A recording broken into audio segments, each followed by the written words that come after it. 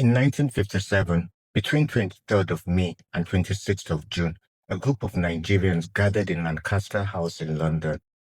95 delegates attended the Second Nigerian Constitutional Conference. This conference gave Nigerians the opportunity to make a decision about their future. Nigerians were represented by our regional leaders and government representatives. Although this meeting was to discuss the transition from colonial rule to internal self-government, we had the opportunity to include laws in our constitution that would shape our future.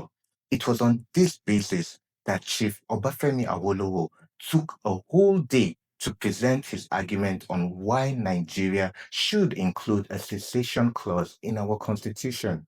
You see, during that period, the regional leader of northern Nigeria, Sir Ahmadu Bello, was threatening to secede from Nigeria.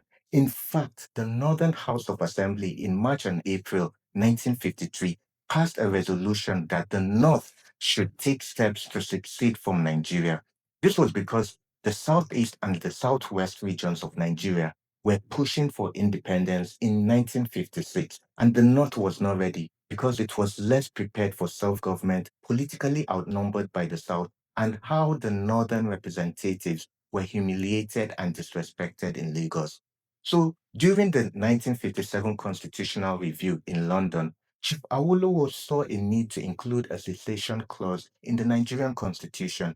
He probably envisioned that a time will come in future when a certain part of Nigeria will want it. He gave examples of how other countries included such clauses in their constitution. The Northern People's Congress, NPC, supported Chief Awolowo and his Action Group Party on that motion. The following day, Dr. Nnamdi Azikiwe, who was the Premier of Eastern Nigeria, took the stage to argue against including the clause in our constitution. This was one of the reasons he was well known as a nationalist and a patriot. In fact, he said that once we have a federation, we are indivisible and perpetual. This means we are together forever and ever. He also added that to succeed would amount to treason.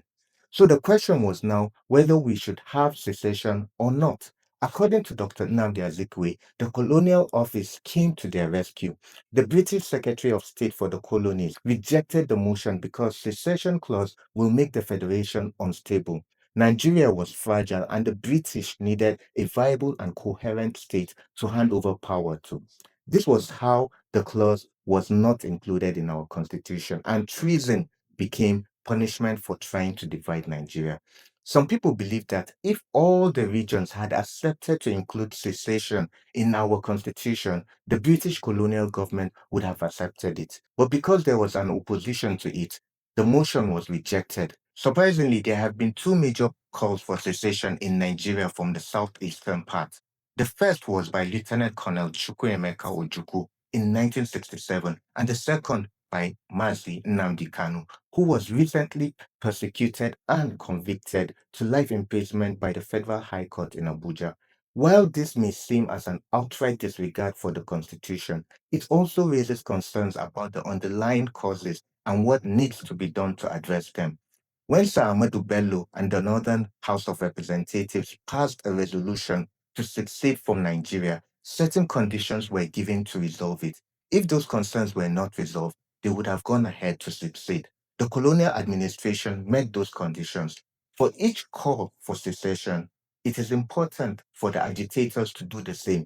They should do so within the ambit of the law. They should list their grievances and be open to dialogue. It is also important for the government, both the state government and the federal government, to listen, negotiate, and act on it instead of only treating it as a criminal offense. Bye, guys.